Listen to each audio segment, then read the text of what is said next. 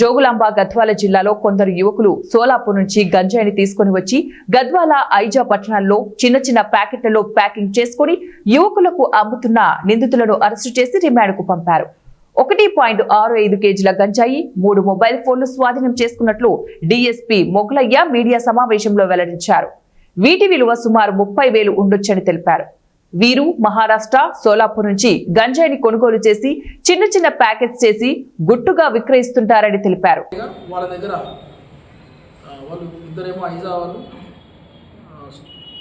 20+ age about, ఒక అతనేమో మన గద్వాల పట్టణానికి చెందిన వ్యక్తి భాష and Ambadas and alias Ajay, అట్లాగే ఒక అతను పరశురామ్. ఈ ముగ్గురిని కస్టడీలోకి తీసుకొని ఎంక్వైరీ చేయగా వాళ్ళ దగ్గర నియర్ అబౌట్ 1.6 కేజీ అంటే 1 కేజీ 600 గ్రాముల రా గాంజా, అది గ్రీన్ గాంజా అంటారు, ఆ గాంజా దొరికింది.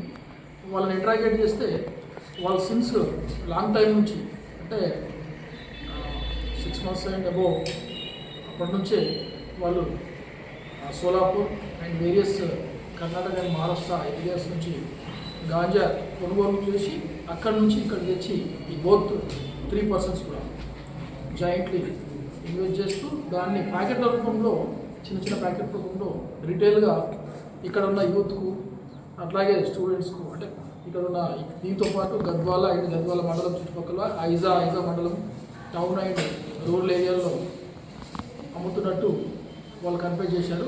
బేసిక్గా దేర్ కన్ఫెషన్ కేస్ చేసి వాళ్ళను అరెస్ట్